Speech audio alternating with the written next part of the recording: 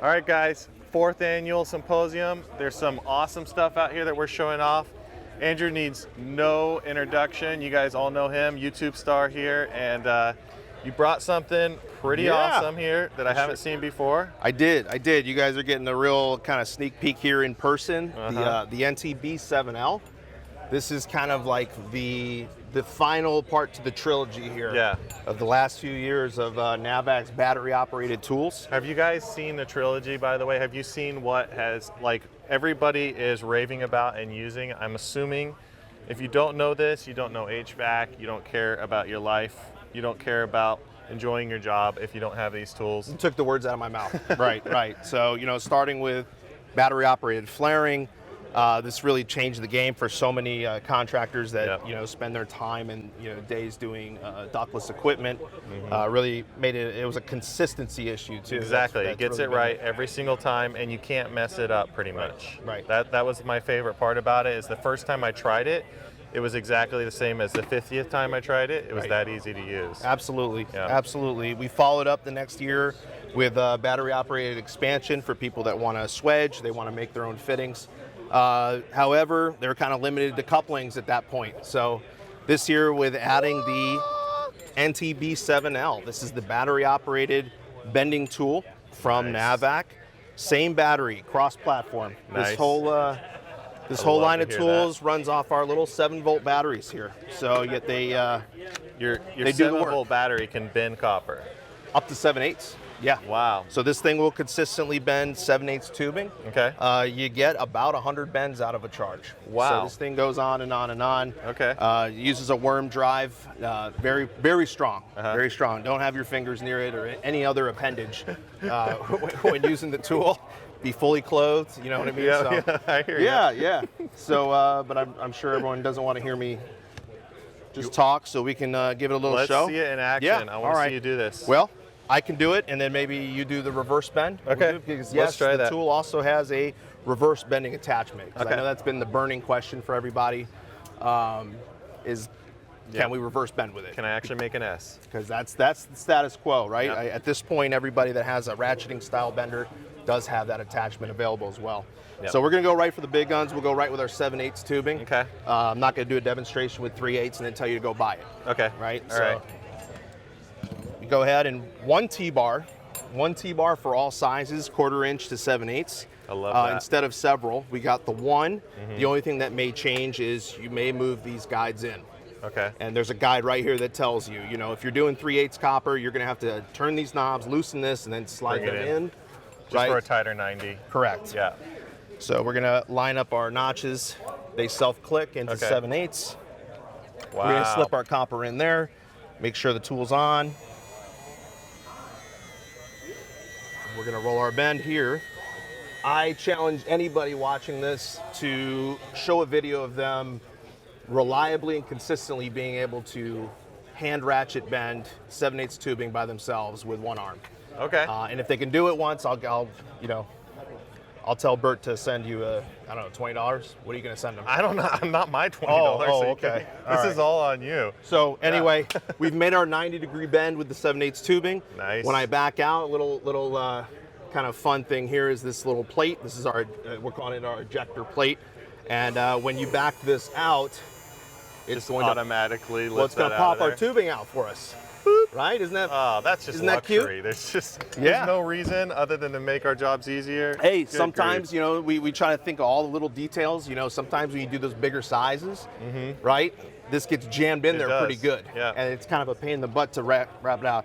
Now I don't know how well the camera zoomed in, but you can see we're pretty smooth too. Yeah. Another thing you see a lot is these ridges that kind of wrinkle up when you do that, right? We've really mitigated that and made this something special. Now you take this, you hit it, give it a little bit of a deburr. Oh, look at you just going right at it.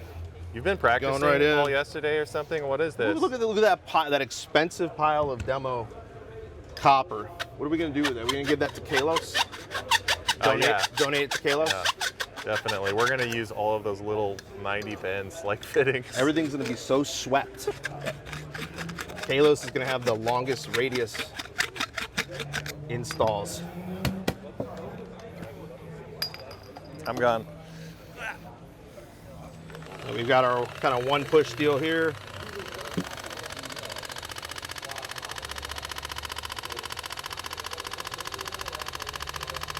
Wow. Right. So easy. We've got that. It's just rude. Add to the pile. But yeah, you can kind of see where this is coming together as an ecosystem of efficiency. So for the people that called the first one a luxury, excessive, etc., maybe for them, maybe if they're not installing ductless day in, day out, I would concur then that, you know, it may be a luxury. But for the people that are doing this kind of thing day in and day out, having a setup like this with the same battery platform on a job site, it's really gonna, That's great. you know, kind of be a force multiplier on their productivity. Yeah, I love it. So where's the reverse bender? You're gonna let me try this, reverse right? bending attachment, right? You're gonna let me try this? So it's not too bad of a conversion process once you kind of play around and do it a few times. You know, you get the hang of it. We take off our T-bar, we take off our mandrel. We've got two pieces. You can see they're kind of hefty. You know, they're stout. Yeah. But if we want to be able to do the 7/8 and live up to what we're saying, it needs to be, right? Okay. So we'll take these two pieces. This will roll on to the actual drive rod. This plate will get right on the top of the tool. Mandrel pops on top this time. Boom.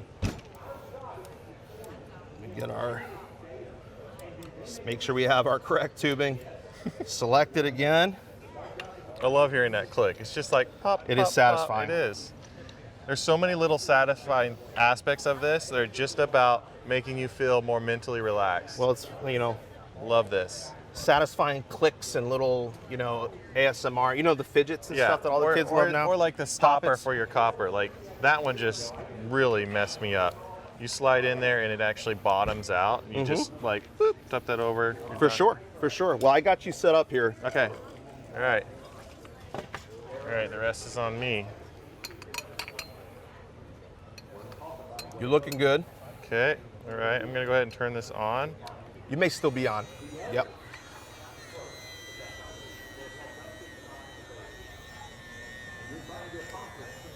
Sure. Because I'm doing a reverse bend. That's the reverse bend, yeah. Boom. I love it. That's awesome.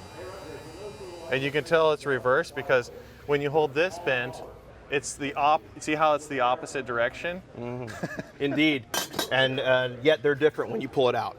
You'll be able to tell the difference, right? For But again, for those who don't know about reverse benders, Right.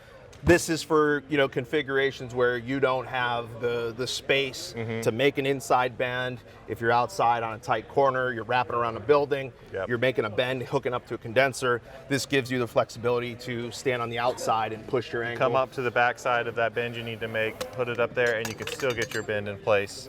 Exactly. And that's the one concern when you see bender tools is that what happens when I'm in a little bit of a tight area. So definitely get your reverse bend kit with this. That's awesome. Sweet, man. Absolutely. Thanks. And then you're showing off the usual here. But I got the usual suspects. You know, one thing that we sell, you know, a lot of, and people are aware of, is just this kind of simple guy here.